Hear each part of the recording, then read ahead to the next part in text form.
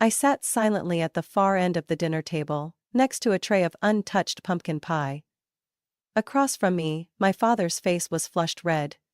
He had just finished his third glass of wine, his shirt collar askew like the rest of his half-hearted attempt at preparing for Thanksgiving. In that brief moment of stillness, when the sound of silverware faded, he spoke with a hoarse, shaky voice. "I'm in debt to some really unpleasant people." The kitchen froze. My mom slammed her mashed potato spoon down on the table, making a sharp, dry sound. My brother Nick raised his eyebrows, then immediately glanced at me. And unspoken cue we've rehearsed for years. My turn to fix everything.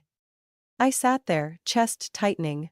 The only sound left was the relentless ticking of the wall clock, pounding in my skull. "I thought you promised no more gambling," I said, trying to keep my voice even, though my insides were burning. Dad didn't look at me. He stared into his empty glass, slowly twisting it in his hands. "I need about 14,000. By Monday." Mom jumped in smoothly, her voice sweet as syrup but no less staged. "Harper, you're not married, you don't have kids, and you live alone. You don't really have any big expenses, right?" I looked up at her and gave a tight smile. That "no husband, no kids" line was her favorite double-edged sword. Half pity, half a push to cast me as the family's bottomless wallet. "You mean, because I didn't get married, I should be the one paying off Dad's debts? We just thought you're a little more comfortable than the rest of us," Nick chimed in, spinning his beer can like it was some casual conversation. "I mean, that apartment you're renting, it's not exactly luxury." I clenched my teeth, forcing down the lump of fury in my throat. They had just insulted my one-bedroom apartment, then turned around and asked me for an amount that could have covered a full year of rent. "That car of yours must be worth something," Mom added, like she'd found the answer to a riddle. "That hybrid SUV, you could sell it and probably have just enough, huh?" I set down my fork and knife, every movement slow and deliberate. I bought that car after 8 years of working non-stop. Paid for every dollar myself. I save every month just to keep up. And that money Dad needs? It's to pay off loan sharks. "You make it sound like we've never sacrificed anything for you," Dad snapped, lifting his eyes to meet mine for the first time. Bloodshot, furious, and shameless, all at once. I laughed, not out of humor but because I couldn't stomach the script anymore. "Sacrificed? You mean when you burned through my college fund at Atlantic City? Or that time Mom told me to understand the adults when I asked why there was no tuition money left? Yet we still managed that family vacation in Florida?" Nick cleared his throat. Mom flushed. The table fell silent. I stood, grabbed my coat. "I'm not selling my car, I'm not wiring money, I'm not putting anything on the line for this family again. If you walk out that door," Dad hissed, "don't expect to come back." I turned, standing tall in the thick, suffocating air. Good, because from now on I won't. As the door shut behind me, night had fully fallen. I didn't cry. What I felt, maybe for the first time in years, wasn't guilt for not being the good daughter. It was relief. A quiet, terrifying kind of lightness. I drove through the night, my chest still aching in waves from what had just unfolded at Thanksgiving dinner. But instead of heading straight home, I turned west. Down the winding road of Maple Court, leading to an old 2-story wooden house at the very end. The porch light was still on. The front roof remained half repaired after the summer storm, and the lawn had once again been lazily mowed. My family lived there, in the house they still believed was some miracle gift from a generous, anonymous landlord. Only I knew the name on the deed wasn't Brady Management LLC like they'd thought. It was Harper Ellen Harris. Me.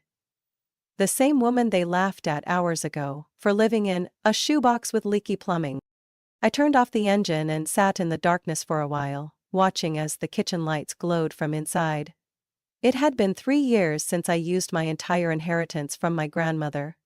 Nearly $190,000 to cover most of the purchase price of that house. I still remembered the day I signed the paperwork. Hands shaking so badly the notary handed me a bottle of water. I thought maybe, just maybe, if I gave my parents and younger brother a stable roof over their heads, they'd finally see me differently. Not as the quiet shadow always seated on the outskirts of the family table. I was wrong. I never set conditions, never asked them to pay a dime. I just sent them annual tax notices under the company name. Nicely printed, like a proper property management firm. They never questioned it. They simply assumed they deserved to be taken care of. No strings attached. When I chose to live downtown, in a small studio apartment on the third floor of an old building on Lafayette Street, they laughed out loud.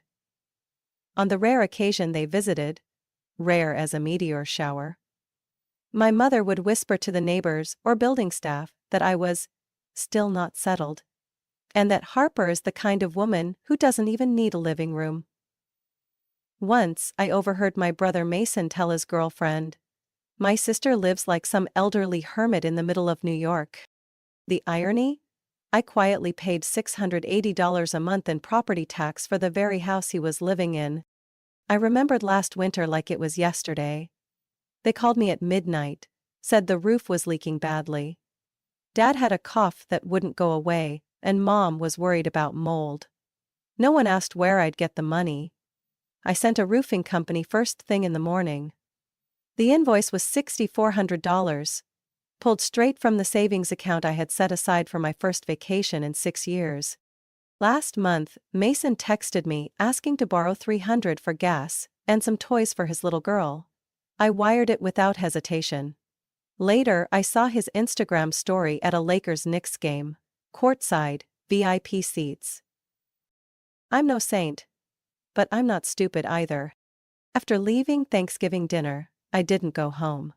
I drove to Sarah Green's office, my old college friend, now a real estate attorney with her own firm. She was the one who helped me form the LLC, transfer full ownership of the house under the company name, and keep my identity off every public record. "Harper," Sarah looked up from her files, surprised to see me at the glass door just before 10 p.m. "I have a question," I said plainly. "If a landlord hasn't received rent for 3 years, but has covered all expenses, do they have the right to evict the tenants?" She studied me for a moment, then waved me inside. "Are you ready to tell them?" I nodded. It felt like arming a bomb. "Harper, if you're truly ready to end this game, we can start the process. But once we do, there's no undoing it." I pulled a bundle of papers from my bag. Roofing invoices, plumber receipts, last year's property assessment report. I don't want to go back anymore. I want them to know exactly who their generous landlord really is. Sarah's face grew more serious. "Then welcome to the real fight. And trust me, sometimes, family makes the worst tenants." I didn't say anything else, just nodded. After years of silent sacrifice, they were about to learn a truth they never saw coming. That house was never a blessing. It was a test. And they failed, miserably. 3 days after Thanksgiving dinner, I was working from my favorite little cafe on Spring Street. The kind of cozy spot with soft lighting and the smell of cinnamon waffles that made me feel like I belonged, even when the world outside didn't. It was where I came to focus, away from the sound of leaky pipes in my studio apartment. I had just hit send on my year-end campaign report when the door chime jingled. I looked up from my screen and froze. My mother and brother, Mason, were walking toward me, faces full of exaggerated drama, like they'd rehearsed this scene on the way over. Before I could react, they were already seated. Mom dropped her oversized purse on the table with a thud, her eyes scanning the room before locking on my latte, as if silently judging its luxury. "We need to talk," she said. Her voice so low and somber I half expected her to announce someone had died. I shut my laptop. "If this is about Dad's debt, I've already made myself clear. We're not trying to pressure you." Mason jumped in. "We just hoped you could look at this from a family perspective. It's not just a personal issue anymore." I tilted my head. What do you mean? Mom's sister, Aunt Karen, said if we don't pay up soon, those loan guys might escalate. They've started calling the house. Said they'll show up if we don't handle it fast. Mom gently patted my hand, like she was auditioning for a primetime soap opera. Sweetheart, don't let something this small tear the whole family apart. If we have to, I'll pay you back. Every penny, just… For now, maybe you could… Sell the car, Mason said bluntly. That SUV of yours has to be worth at least 20 grand. Sell it, and take the train like everyone else. I stared at the two people across from me. My blood. The ones who used to say they loved me. Because you're our daughter. No one asked if I was still paying off student loans. No one cared that I've lived in a cramped studio for over a decade despite working full-time. No one remembered I've always been the one bringing the most gifts during the holidays. Paying the water bill when they accidentally forgot. Or wiring Mason money for his car inspection, only to see him post stories from a Utah getaway a week later. No, I said. Simply. Mom blinked. What? I'm not selling my car. And I'm not paying a single dollar more. Mason chuckled like I had just told a joke. You serious right now? I stood, grabbing my bag. I've been serious for years. I'm just done being the backup plan for everyone else's bad decisions. Need money? Sell Dad's boat. Sell that fishing gear collection he brags about being worth a Maui vacation. But stop looking at me. Mom called out as I turned to leave. If you walk out of here, don't expect me to treat you like my daughter anymore. I didn't look back. Great. Now you've got another reason to lie to the neighbors. That night, I locked my apartment door tight and called Sarah Green. You still sure about this? She asked, after I laid everything out. I've never been clearer, I replied. It's time they know who their kind landlord has really been, for the past 3 years. Sarah sighed. Then tomorrow I'll send over the full documentation. If we're moving forward with the recovery process, we'll have all the legal grounds in place. It's not just paperwork, I said. I'll need proof of non-payment, property damage, anything that makes it indisputable. I can help inspect the house, get photos, and write a formal report, she said. If they push back, they won't have a leg to stand on. I felt a strange lightness in my chest. Not quite relief. More like the steady clarity that comes when you stop waiting for someone to change. I had given them enough chances. This time, I wasn't going to talk. I was going to act. Monday morning, just as I stepped into the office, the receptionist waved me over with a hesitant look. There are 2 women waiting in the lounge, she whispered. They said they're your mother and your sister. I froze. My heart skipped a beat. This building was supposed to be my safe space. Free from nagging voices. From the pressure to help out. And from whispers about the tiny apartment I lived in. I walked toward the lounge, and just as I expected, Mom sat upright in a pale blue blazer, while my sister Chloe had one leg crossed over the other, absent-mindedly twirling a wave of blonde hair around her finger. They both turned the moment they heard my heels on the wooden floor. We need to talk, Mom began, her voice low but firm. This is my workplace, I said, not a family conference room. Well, you won't answer your phone, Chloe shrugged. We had no choice but to come here. We? I laughed. Or is this just another installment of the tragic family show you kicked off over the weekend?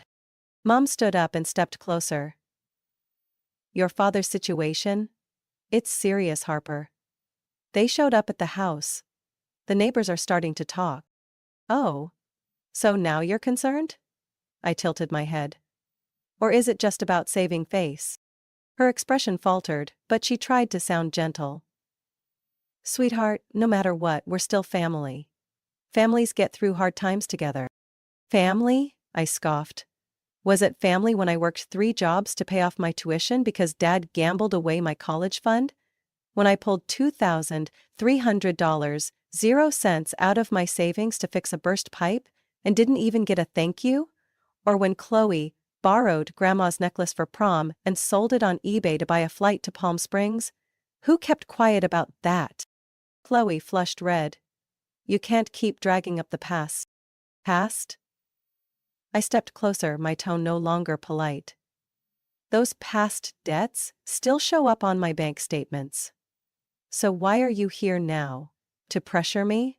To guilt me into selling my car? Or is there a new sob story waiting? We're being threatened, Harper, Mom said, no longer pretending to be sweet. Your father slipped up, and now we're all paying the price. You can't just stand by. I took a deep breath. Enough. All right, I said, pulling out my phone. If you really need help, then you deserve to know the truth. I opened the folder labeled Brady Holdings and handed it to my mom. Screenshots of the deed, tax statements, and repair invoices, all under my name through a registered LLC. The house you've been living in? It's not owned by some kind mystery landlord. It's mine. I bought it with every cent of the inheritance Grandma left me. She snatched the phone, eyes scanning the documents. This is fake. It has to be fake. The originals are at the law office, I said calmly. Sarah Green. You remember her? My college friend. She invited you to her wedding last year. She handled the purchase and helped keep my name off the records. Chloe shot up, eyes wide. You mean, you've been lying to us for 3 years? No. I stayed quiet. I let you live rent-free, comfortably, while I cut expenses, fixed the roof, replaced pipes, upgraded the heating system. Mom tossed the phone back like it was contaminated. Why would you do this? To humiliate us? To play power games? No, I said softly. I did it because I stupidly thought that if I gave you stability, you'd finally see me as part of the family. No one spoke for a few seconds. Just the hum of the printer and the scrape of a chair in the distance. Chloe exhaled sharply. So what now? You gonna kick us out? I didn't answer right away. I thought about all those nights I sat with a calculator, choosing between groceries and utility bills, while they posted party photos and bought new furniture. That depends, I said. If you want to have an adult conversation, I'm open. But if you're here to blame, manipulate, or make demands, then you'd better expect a letter from my lawyer. I turned and walked back toward my desk, leaving them standing silent in the middle of the office. Because now they knew. That house was never theirs. Not really. Saturday night, the air in New Jersey turned sharply cold. I drove alone to the house at the end of Willow Creek, where, for the past 3 years, my parents and Chloe had comfortably called home, never once asking about a single bill or whose name was actually on the deed. They were spending the weekend at Aunt Carol's, according to a vaguely threatening voicemail my mom left after our confrontation at my office. I figured they were using the time to strategize a comeback. But tonight, I had my own plan, and I came prepared. With a flashlight, a camera, and the property inspection checklist Sarah had sent from her law firm.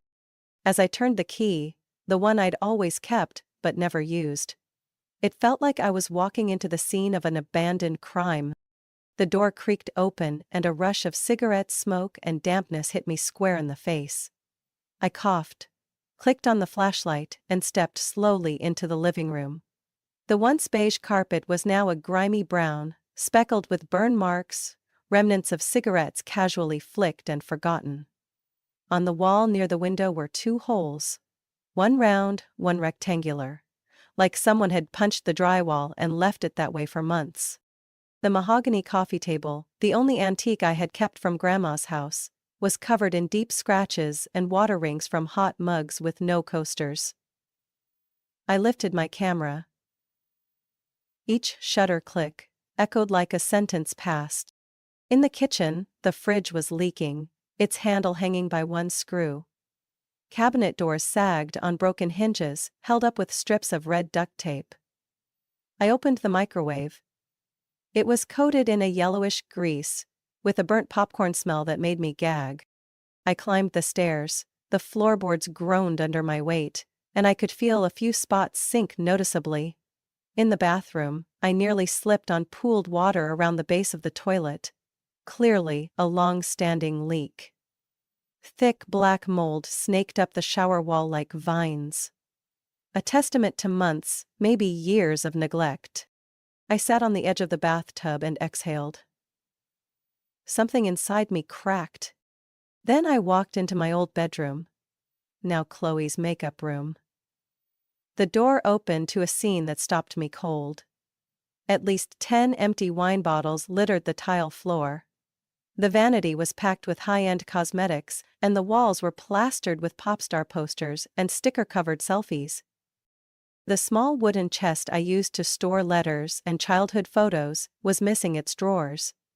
In the corner, I spotted a familiar red velvet box. The one that once held Grandma's jewelry? Carefully kept in my locked apartment drawer. I knelt and opened it with trembling hands. Empty. No necklace. No ring. No earrings engraved with her initials. A wave of cold ran through me. I remembered exactly where I had stored that box. Inside a locked drawer. Once when I came home late from a business trip, the building safety team had broken into my unit after I failed to respond to a fire alarm drill. Maybe that was when they took it. I sat there, stunned. This so-called family hadn't just broken trust. They had stolen something sacred. My phone buzzed. A message from an unknown number. A photo appeared. A pawn shop counter in the next town over. With a sign in the back reading, "Vintage jewelry. We pay more for proven family heirlooms." In the display case, Grandma's platinum teardrop necklace. I sat in the middle of what used to be the safest space of my childhood, feeling as empty as the jewelry box now resting in my lap. They hadn't just wrecked a house. They destroyed memories. I stood up and photographed every corner of the house. The pictures, the notes, the empty box. Everything would be gathered as evidence. Tomorrow, I'd send the full file to Sarah. No more helping out. No more, because we're family. Only what's real. Only what's mine. The next afternoon, I was sitting in Sarah's law office, finalizing the lawsuit paperwork when my phone rang. The screen flashed. Call from Valentina, neighbor. I answered, unsure why she was calling. Harper, her voice was urgent and uncertain. Can you come by for a bit? There's something I think you need to see. 10 minutes later, I was seated in her warm, tidy kitchen. The cozy, cream-colored house just across the street from the one I bought. Valentina, a widow in her 60s, lived alone and had always been polite, even though my family had never treated her kindly. She placed a small black USB drive on the table in front of me. I installed security cameras around my house 5 years ago, she said. Partly because there were a few break-ins around the neighborhood, but mostly because I started seeing things next door that didn't feel right. I looked up at her. I didn't know you were the owner back then. But when you mentioned it the other day in your office, I started going back through the footage. And Harper. I saved nearly everything. She opened her laptop. Frame by frame, the clips played out. My father, Jeff, slamming his hand into the garage door when I refused to co-sign a loan. Chloe sneaking a velvet jewelry box into her car. The very day of that so-called building safety check last year. My mother pointing at me in the front yard, shouting because I didn't come home for family dinner. Scene after scene. Yelling, intrusion, humiliation. The footage was silent, but I didn't need sound. Each frame punched the air from my chest.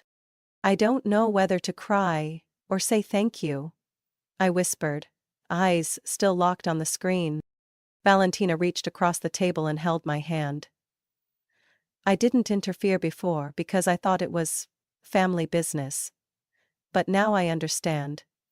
This is emotional abuse. And you don't deserve it. I clutched the USB tightly. I knew this wasn't just a collection of files. This was the key to stripping away the facade they had worked so hard to maintain. 2 days later, I shot up from my chair, when an email from Sarah popped up. Harper's family has filed a countersuit, alleging elder abuse, asset manipulation, and financial fraud. My throat went dry. They really did it. They had tossed gratitude aside and twisted reality into a legal weapon. "We're going to fight this," Sarah said firmly when I arrived at her office later that afternoon. "And I'll make sure they regret underestimating you."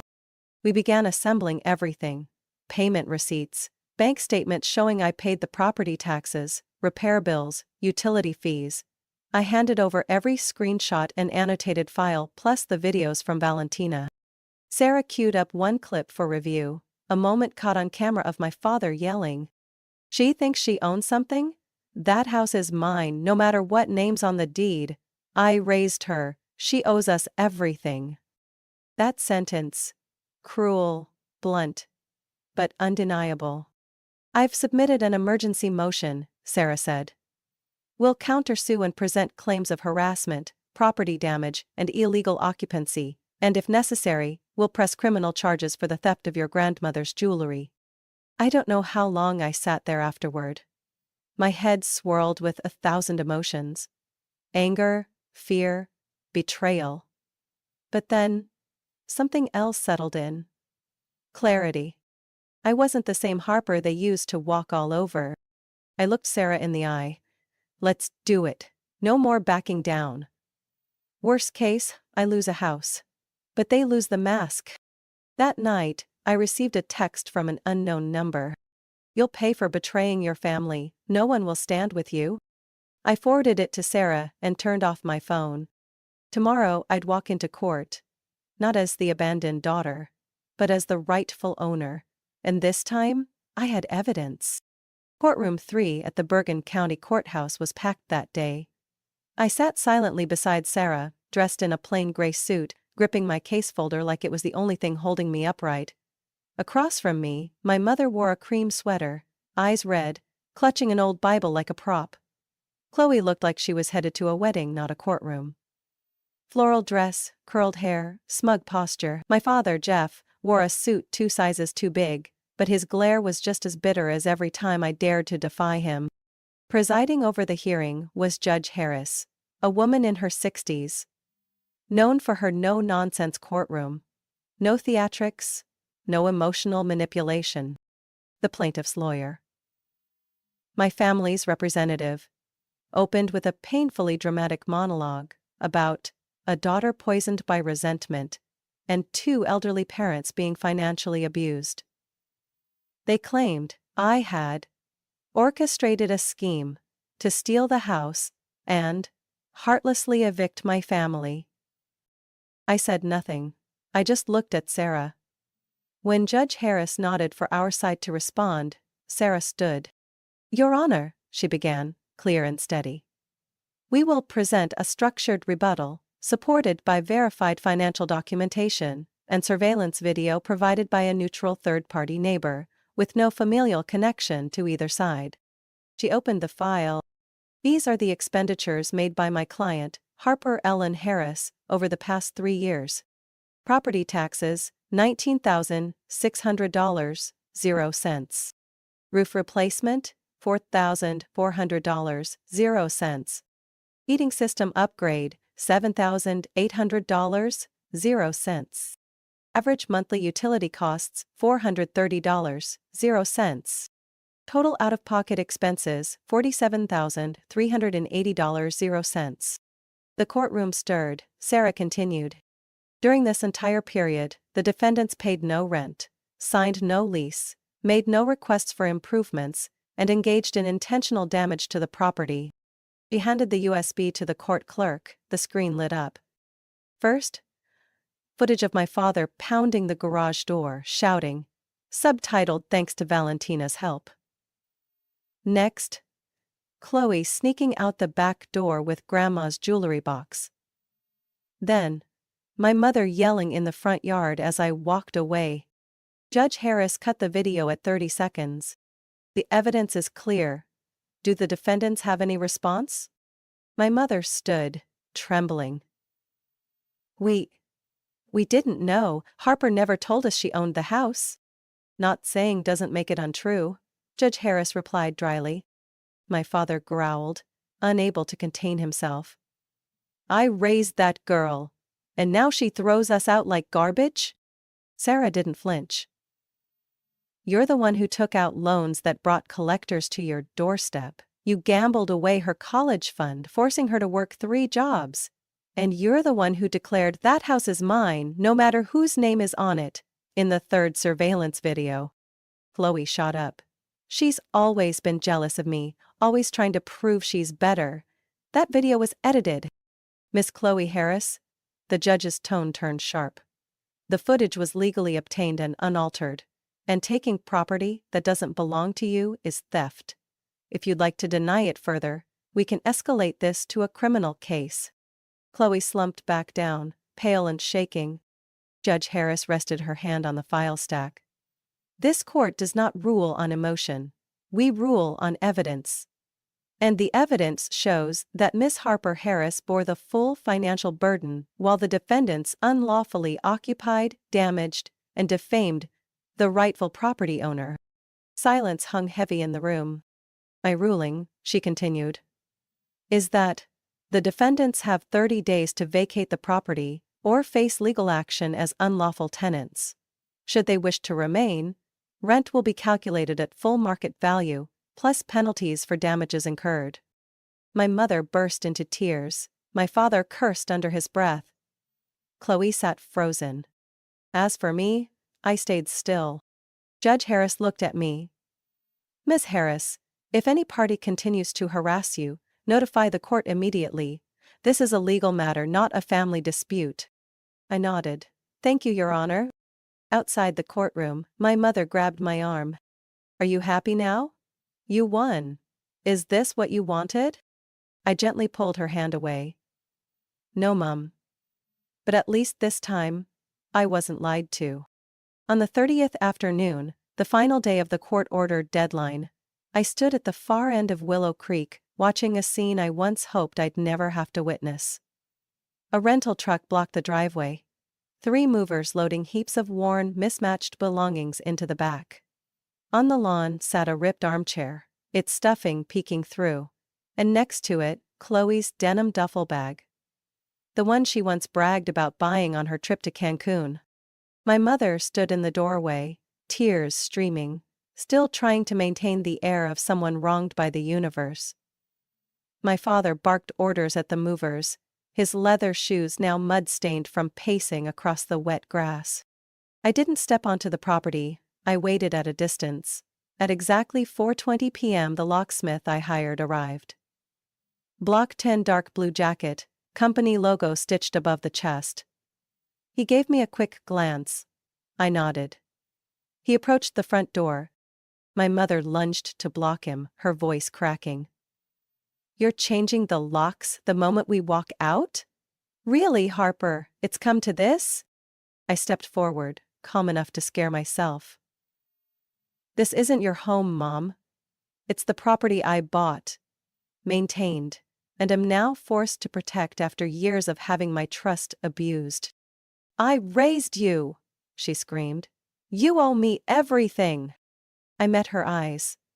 You raised me on the condition that I never disappoint you. And the second I stopped obeying, you called me ungrateful. But you're the one who taught me. Any love that comes with control isn't real love. My father stormed forward, face flushed. You're destroying this family over a house? I let out a dry laugh. Families don't fall apart over property. They fall apart when the people in them demand, trample, and blame, without ever owning up to what they've done. Chloe wheeled her suitcase past me, fury in her eyes. You'll regret this. One day you'll be so alone, you'll beg us to forgive you. I looked at my sister, the same one who stole Grandma's jewelry and treated it like a soulless trinket. I've been alone before, Chloe. But I'd rather be alone and free than surrounded by people who see me as nothing but a talking wallet. The locksmith looked at me for the go-ahead. I nodded. The metal click of the old lock coming off echoed like a final sentence. The 3 of them stood there, stunned, angry, and for the first time, powerless. I didn't look back as I stepped through the gate. A week later, I received 3 unread messages. One from Mom, one from Dad, and one from an unknown number I was sure was Chloe using a different SIM. The contents were familiar. Tears, guilt, blame, and the final sweet threat that no one will ever love you again. I hit delete all without hesitation. I didn't move back into the house. Even after it was deep cleaned, repainted, recarpeted and deodorized, I had no interest in living inside a space that had witnessed years of being used as an emotional ATM. Instead, I listed the property with a licensed rental agency. Within a week, a young couple from Hoboken signed a long-term lease with full maintenance, accountability and timely payment guarantees. They thanked me for giving them a fresh start in a quiet neighborhood. As for me, I returned to my little studio on Lafayette Street. 400 square feet. White walls, a tiny kitchen built for one. The window overlooked a neighbor's rooftop. But every tile underfoot, every coat hook by the door. I picked it. I painted it. I installed it. At night, I boiled tea on the stove and played jazz from my beat-up Bluetooth speaker. No one called asking me to cover their refrigerator repair. No one knocked to borrow just a couple hundred, we'll pay you back next week. No one reminded me I wasn't really grown up because I wasn't married yet. I sat in my wooden chair by the window, watched the golden lamplight stretch across the wall, and realized I never needed a house to prove anything. I only needed peace. And for the first time in my life, I had it. No hands grabbing, no voices commanding, no guilt-tripping masks demanding repayment in the name of love. Just me. No debt, no emotional strings, no conditions. And that peace, that silence, was the most valuable thing I'd ever owned. One quiet Saturday morning, sunlight spilled through the window of my little Lafayette Street apartment. As I brewed coffee, my phone buzzed with a message from a number I'd previously blocked and unblocked. This time, it showed a name. Chloe. Sister. Hope you're enjoying yourself after throwing your whole family onto the street. Mom still cries every night. But I guess that doesn't bother you anymore. Looks like money and control are what you always wanted. I read it without feeling anger, nausea, or even resentment. Just silence. Then I pressed and held, tapped, delete conversation, and watched the message vanish without leaving a ripple in me. Not long after came an email from my mother.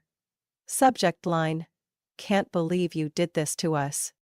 3 lengthy paragraphs followed, laced with guilt, comparisons, and the familiar refrain, "After all we sacrificed for you." I didn't finish reading it. I knew what would come next. Their pain, their broken hearts, the closing line warning that I'd one day live alone and full of regret. I closed the email, sat down slowly on the sofa by the window. My coffee was still hot. Sunlight glowed across the oak table I'd varnished with my own hands, and for the first time, I felt something I hadn't expected. Not guilt, but clarity. I saw it clearly now. I hadn't broken the family. I had escaped the prison, built on guilt and promises of love. I used to think forgiveness meant silent endurance, that being the bigger person was the only way to stay connected. But love that requires you to lose yourself isn't love at all. For 33 years, I had chosen them. I chose to pay tuition instead of traveling. I chose to repair the roof instead of buying a new laptop. I chose to skip friends' graduations because I was working to pay their property taxes. This time, I chose me. And oddly, no thunder struck. There was only peace. The kind I used to confuse with emptiness, but now recognized as freedom. The next weekend, I welcomed my new tenants, Marcus and Hannah, with their 2-year-old daughter Ellie. They entered what had once been my battlefield, carrying a pothos plant and a chubby little corgi. Marcus beamed as he looked over the lease.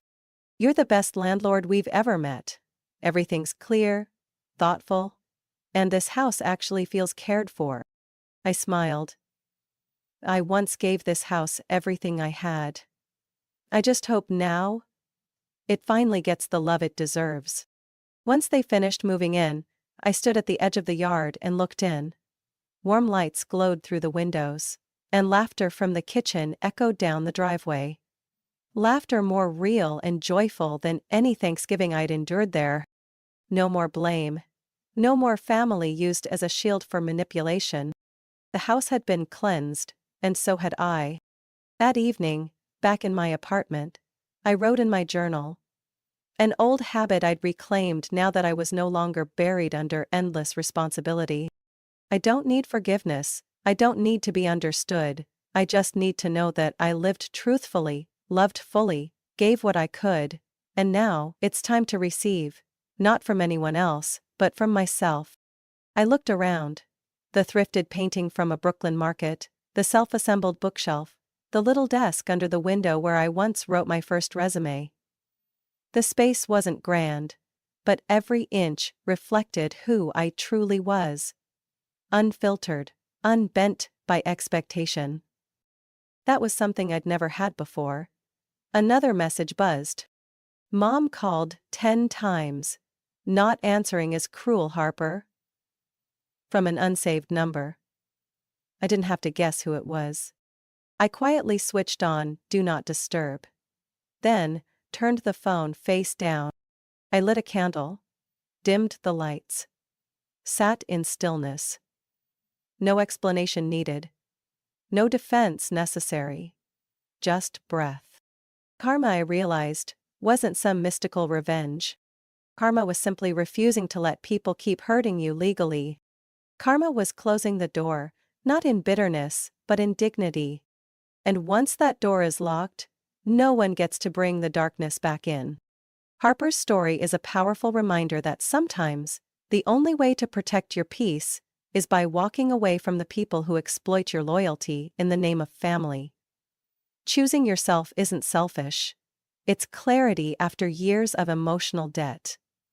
In real life, setting boundaries doesn't destroy family. It reveals who never respected it to begin with. True freedom begins the moment you stop asking for permission to feel safe. What would you have done in Harper's place? Would you have chosen peace, too? Share your thoughts in the comments. And don't forget to follow the channel for more heartfelt, thought-provoking stories about family and life.